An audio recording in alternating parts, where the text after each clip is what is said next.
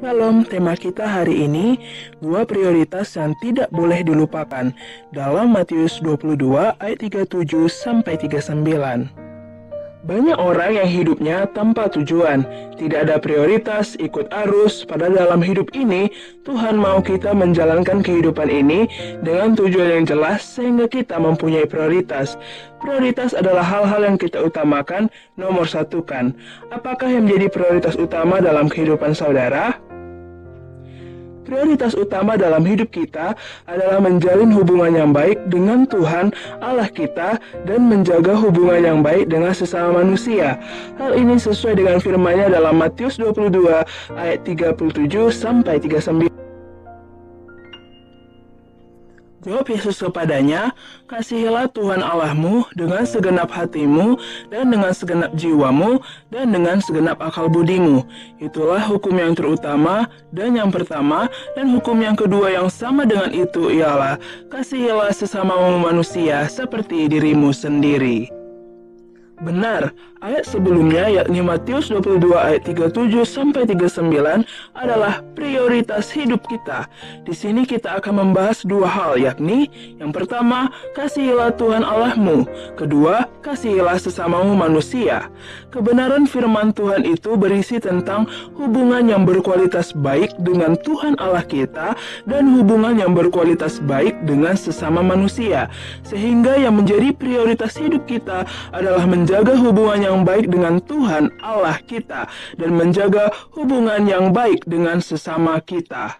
1. Prioritas utama, menjalin hubungan yang baik dengan Tuhan Allah kita. Kalimat kasihilah Tuhan Allahmu berbicara tentang menjalin hubungan baik antara kita dengan Tuhan. Kita dapat menjalin suatu hubungan yang baik dengan Tuhan dengan mengasihi Tuhan dengan segenap hati, dengan segenap jiwa, dengan segenap akal budi. Perlu diketahui, Tuhan mau kita mengasihinya dengan segenap hati, dengan segenap jiwa, dengan segenap akal budi kita. Tuhan Allah kita tidak tertarik pada komitmen separuh hati, ketaatan sebagian, sisa-sisa waktu, dan uang Anda. Dia inginkan pengabdian penuh Anda, bukan sedikit dari kehidupan Anda. Tuhan Allah kita tidak menginginkan sebagian dari hidup Anda. Ingat, bukan separuh, bukan sebagian, bukan sisa-sisa, tapi sepenuh hati, jiwa, dan pikiran. Bukan beribadah karena rutinitas, tetapi karena rindu hadiratnya dan rindu untuk semakin mengenal dan serupa dengan Kristus. Bukan berdoa bersaat teduh atau bermesbah keluarga saat ingat atau ada waktu, tapi benar-benar memberi waktu dan hati setiap hari, setiap waktu, membaca, memahami, dan melaksanakan firman-Nya. Bukan juga percaya hanya 99%, percayalah dan andalkan Kristus 100%. Jika Anda sudah mengetahui bagaimana hubungan yang baik dengan Allah, maka hubungan yang baik dengan Tuhan itu haruslah dipupuk dan dijaga. Bagaimana caranya?